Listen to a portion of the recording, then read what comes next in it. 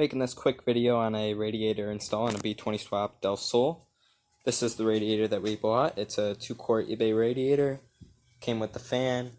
We also have this radiator hose kit that is for a 92 to 2000 Civic. Should all be the same between the EG and the EK. I have these two small caps here from the parts store. That's separate from the kit. That's because I will be deleting the coolant lines that go to the throttle body and the idle air control valve on the back. You don't need those lines. Those are just going to make your intake air temps even hotter than they need to be. Those are only there for very cold climates so that your throttle body doesn't freeze up or your idle air control valve doesn't stick.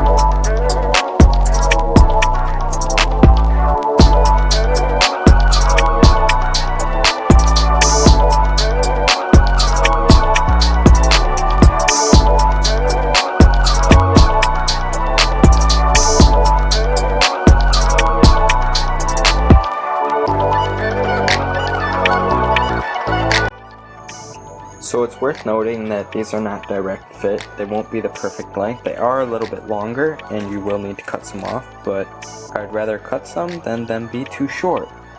So I just got done test fitting all the hoses. I installed the hose clamps on to the hoses before I put them in the car.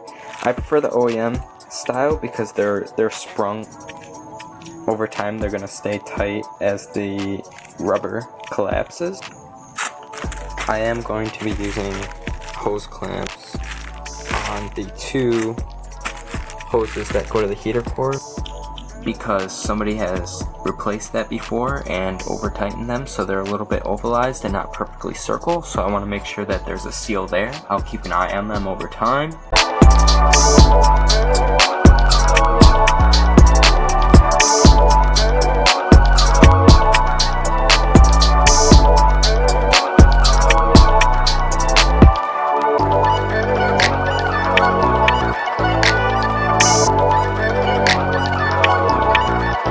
So even with a lot of things missing out of the engine bay, that was pretty brutal. The silicone hoses are a little bit larger in diameter than the OEM hoses, so these clamps don't fit too well, so you're kind of muscling it. You can see that they're pretty much maxed out on most of the hoses. There's not much give on any of them, so it can be pretty tough to get the hoses on. Just keep that in mind if you buy a silicone hose kit. These are the coolant lines that I deleted. There's 2 ports on the engine that they run from. One port back here on the water pipe that runs to the idle air control valve. And then from the idle air control valve, it runs to the throttle body, right here. And then out the throttle body, here, to this barb on this water neck here. And I'm just going to use these 2 plugs, coolant plugs, not vacuum plugs. Be sure to buy the correct ones to delete these hoses, and then I'll be finished with this job. Fill it up with coolant and she'll be ready to go. Hopefully this video helps somebody. I would also like to mention that I don't think people are installing the Slim Fan correctly. I noticed online a few write-ups, people aren't really doing it the way that I'm doing it. I suggest doing your own research, but I believe that this is the correct way. Just be warned that this might not be the normal way people do it, but it's the only way that I see that keeps the fan off of the radiator. Alright, that's the end of this video. Hope you guys enjoyed. See you next time.